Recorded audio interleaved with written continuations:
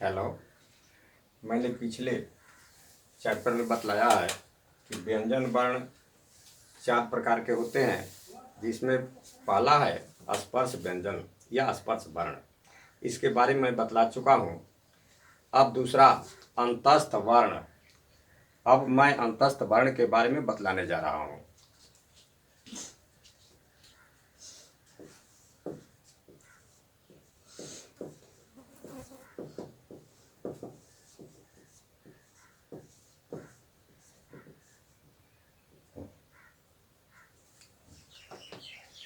अंतस्थ वर्ण। अंतस्थ वर्ण का मतलब होता है कि यह स्पर्श व्यंजन और उष्म व्यंजन के मध्य में होता है, इसलिए इसे अंतस्थ वर्ण कहते हैं। इनकी संख्या 4 है, जो निम्नांकित हैं। ये 4 हैं: य, र, ल, व।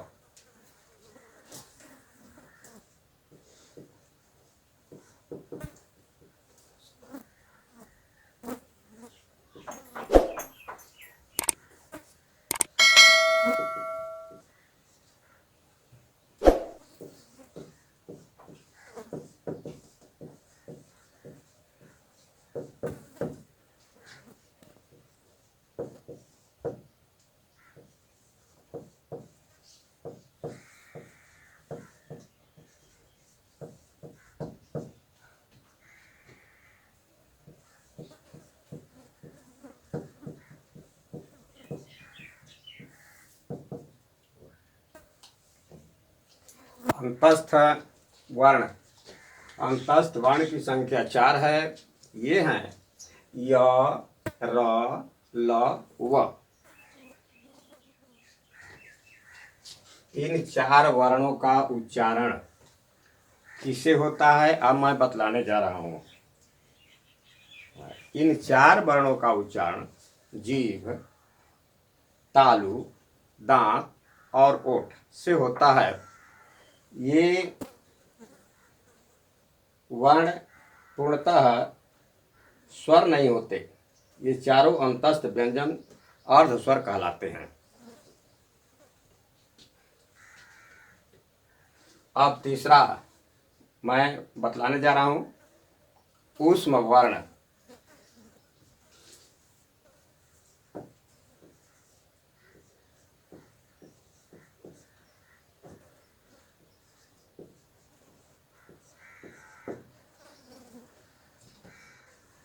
ऊष्म वर्ण की संख्या 4 है। ऊष्म वर्ण में 4 हैं। ये 4 कौन कौन हैं? तलाबी स, मूर्धनी स, दांती स और ह।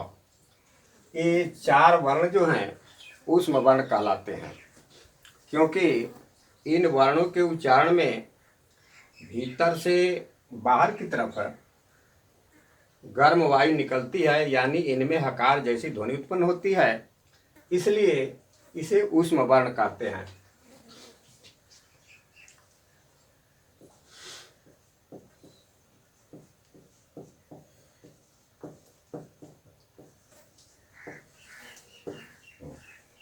यही 4 वर्ण तलाबी स, मूर्धनी स, दांती स और ह, ये 4 ऊष्म वर्ण कहलाते हैं। अब चौथा है अयोगवाह।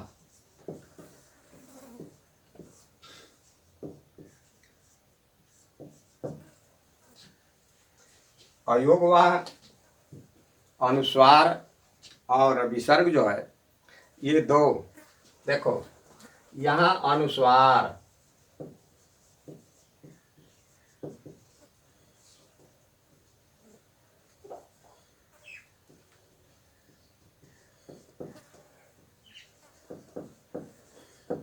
और विसर्ग,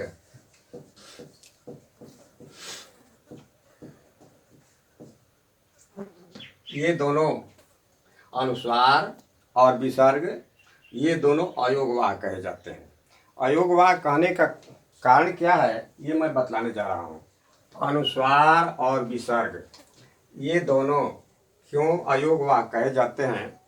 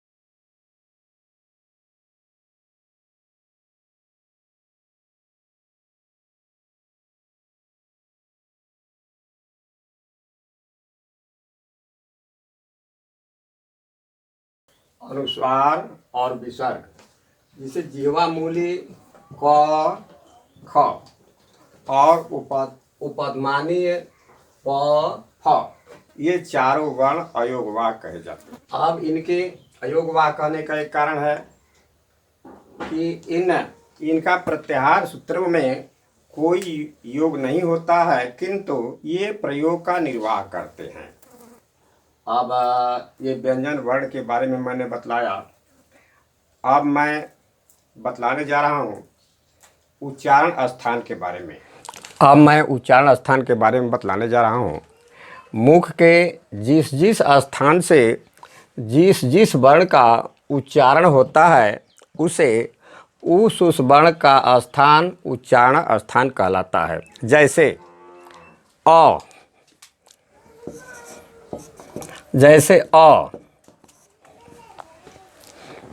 अ का उच्चारण स्थान कंठ से होता है, इसलिए इसका उच्चारण स्थान कंठ हुआ। आ, इन दोनों का उच्चारण स्थान आ दोनों का उच्चारण कंठ से होता है, इसलिए इसका उच्चारण स्थान कंठ है। अब व्याकरण की दृष्टि से वर्णों के उच्चारण स्थान 7 हैं, जो निम्नलिखित हैं।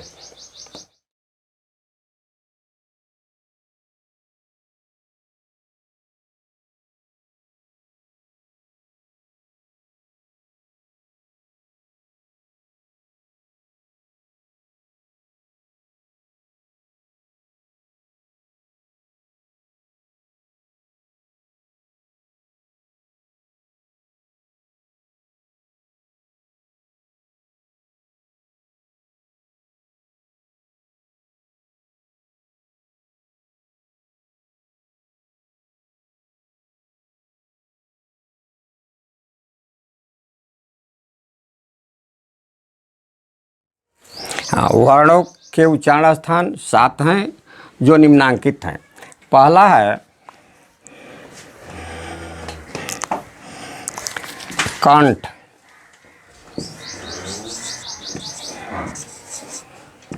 कंठ। दूसरा तालु,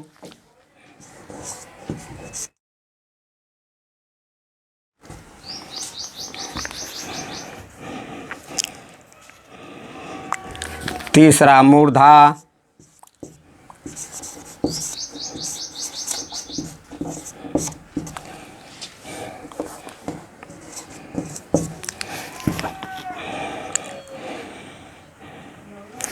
हाँ, चौथा दंत यानी दांत।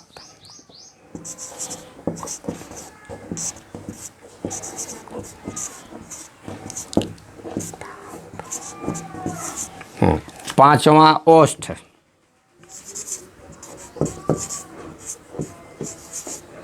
ओष्ठ। छठवां है नासिका, नासिका। सातवां है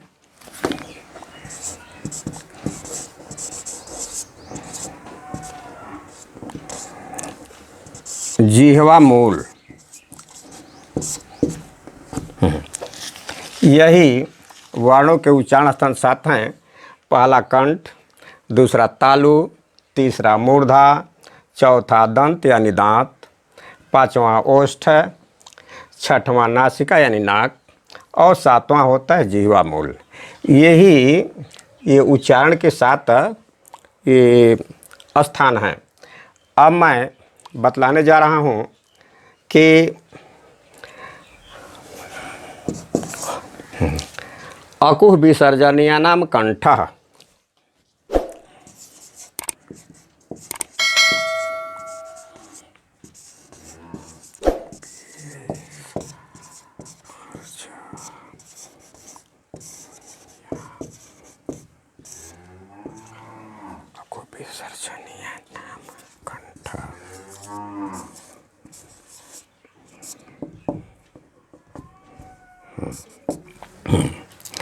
अकुह विसर्जनीयानाम कंठः।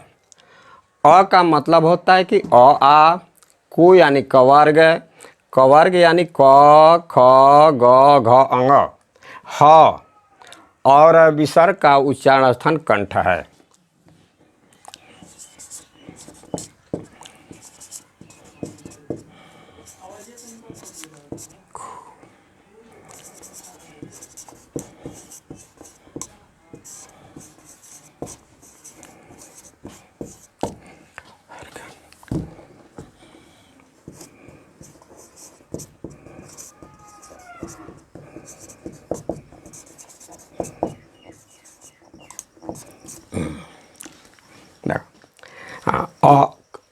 आ कु अर्थात कवर्ग, कवर्ग का मतलब क ख ग घ अंग और विसर्ग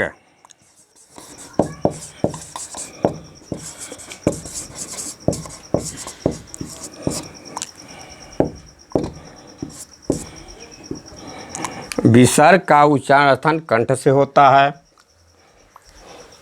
अब दूसरा है ईशुईशानाम तालु।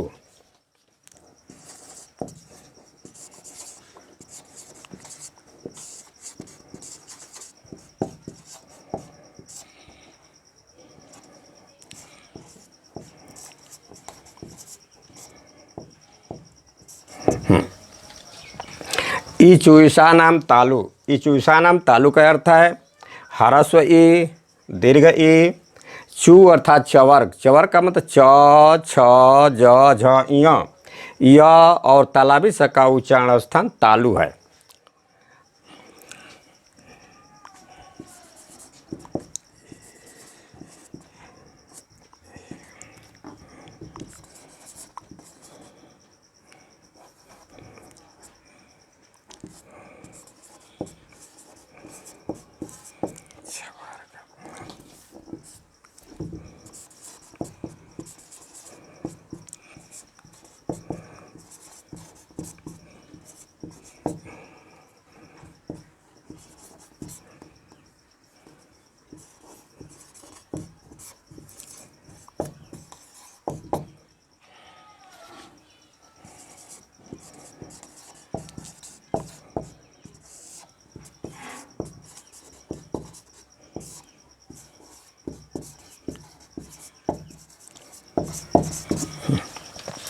ईशुईशानाम तालु का अर्थ हुआ ह्रस्व ई, दीर्घ ई, चू यानी चवर्ग, च छ ज झ य तथा तालाबी स का उच्चारण स्थान तालु है।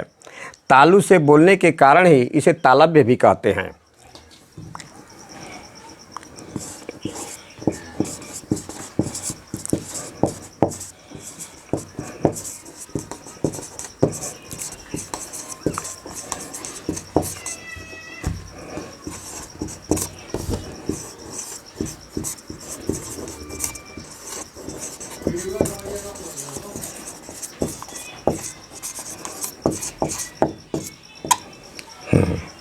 यानी ईशुईशानाम तालु ह्रस्व ई, दीर्घ ई, चू यानी चवर्ग, च छ ज झ य और तालाबी स का उच्चारण स्थान तालु है। तालु से बोलने के कारण ही इसे तालव्य कहते हैं। अब तीसरा है ऋतुरूषाणाम मूर्धा।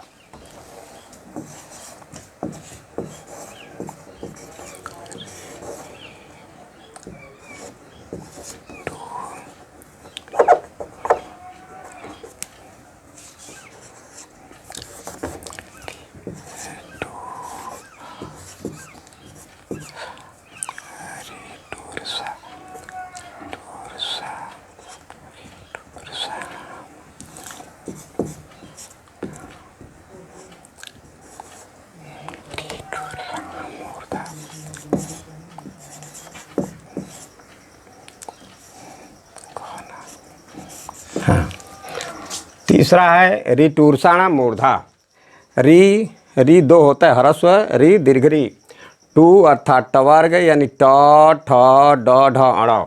र और मूर्धनी स का उच्चारण स्थान मूर्धा है। मूर्धा से बोलने के कारण ही इसे मूर्धन्य कहते हैं।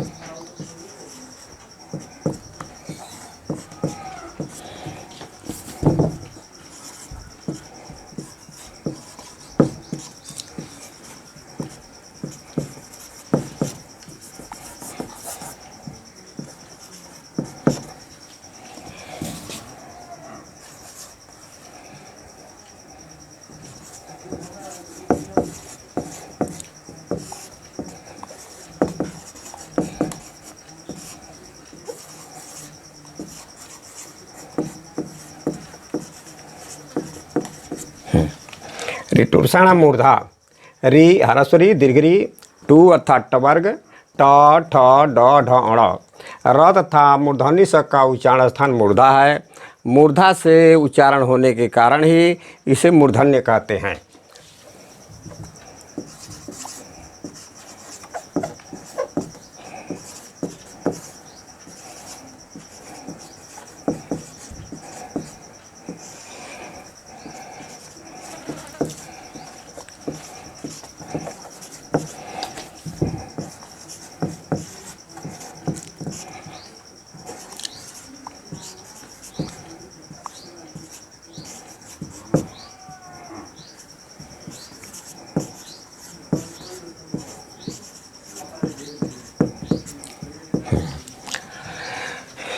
इन वर्णों का उच्चारण स्थान मूर्धा से होता है, इसलिए इन वर्णों को मूर्धन्य भी कहते हैं।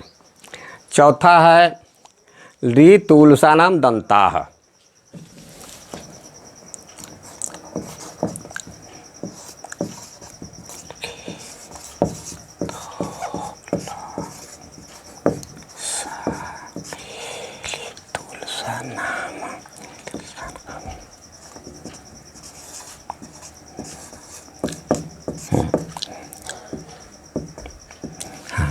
चौथा है ली तुलसानाम दंता।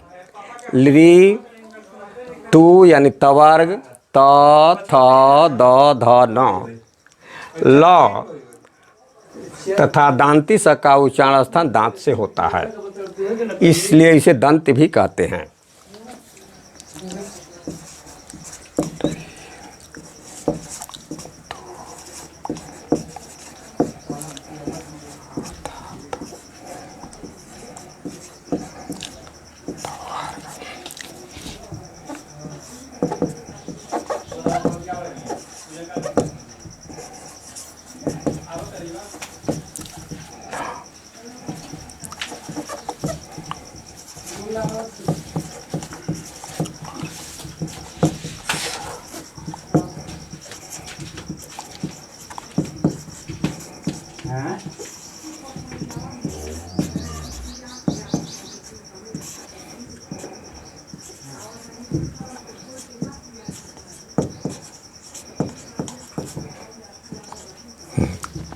ली तू अर्थात तवर्ग त थ द ध न ल और दांती स का उच्चारण स्थान दांत है।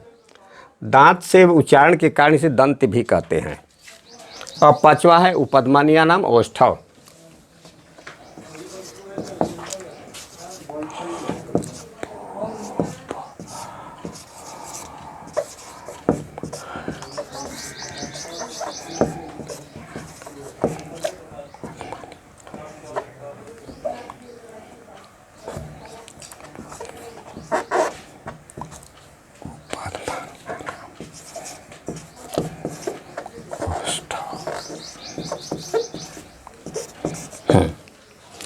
उपदमनीय नाम ओष्ठव। उपदमनीय नाम ओष्ठव का अर्थ है ह्रस्व उ, दीर्घ उ, पु अर्थात पवर्ग, प फ ब भ म तथा उपदमनीय नाम का उच्चारण ओष्ठ से होता है, इसलिए इसे ओष्ठ भी कहते हैं।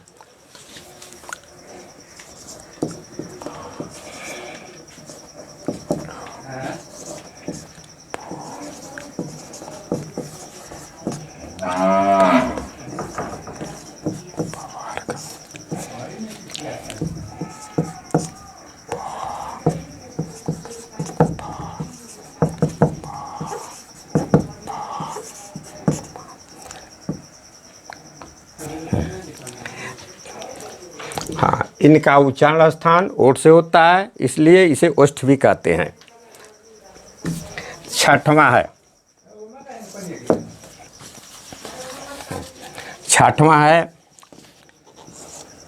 य म अंग अण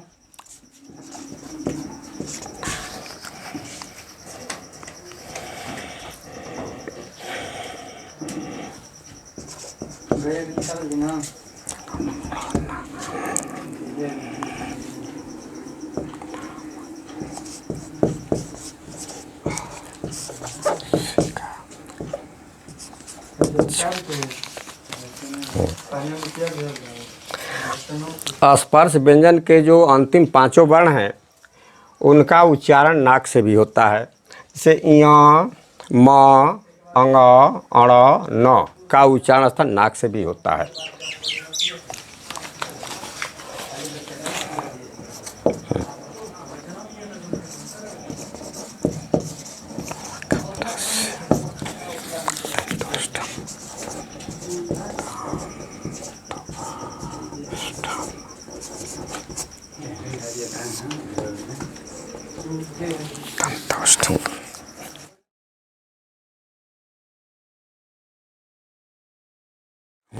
सातवां है एदायतो कंठ तालु।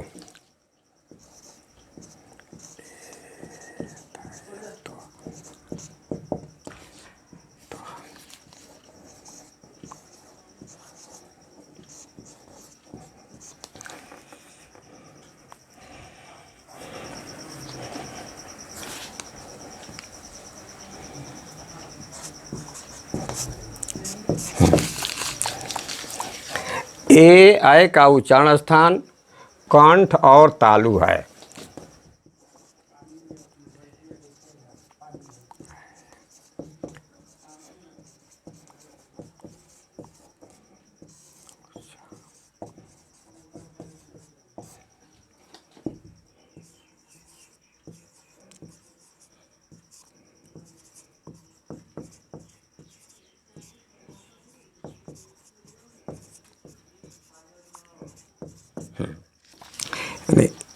एदायतो कंठ तालु का अर्थ हुआ ए आय का उच्चारण स्थान कंठ और तालु से। ए हम बोलते हैं तो कंठ और तालु दोनों पर बल पड़ता है। अब आठवां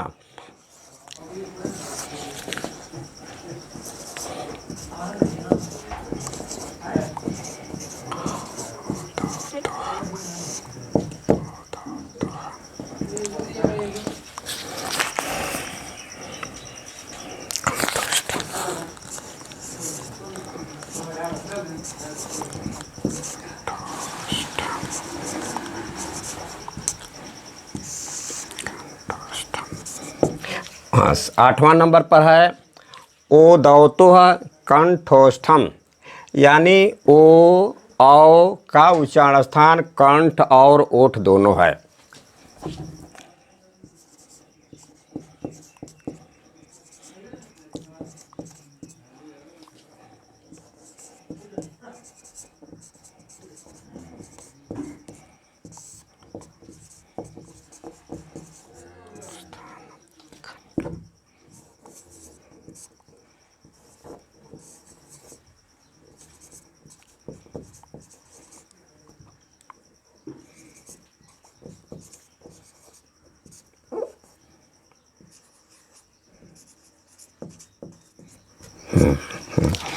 उदावतो कंठोष्ठम का अर्थ हुआ ओ औ का उच्चारण स्थान कंठ और ओठ है। अब अगला नंबर है वकारस दंतोष्ठम।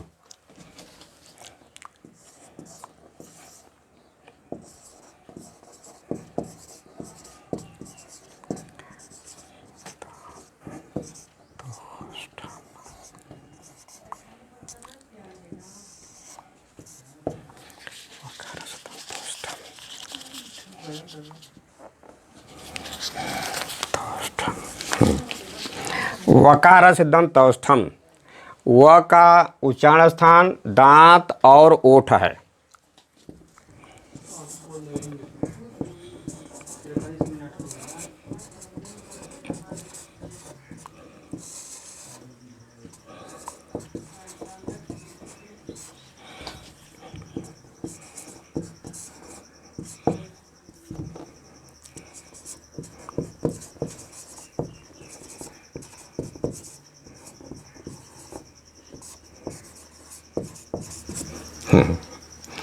वकारस दंतौष्ठम का अर्थ है व का उच्चारण स्थान दांत और ओष्ठ दोनों है। यानी व कहने पर दांत और ओष्ठ दोनों का ही ये मिलन होता है, इसलिए इस व का उच्चारण स्थान क्या हुआ दांत और ओठ।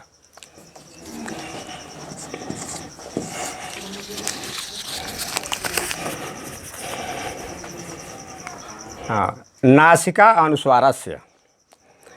अनुस्वार का उच्चारण स्थान नासिका यानी नाक है।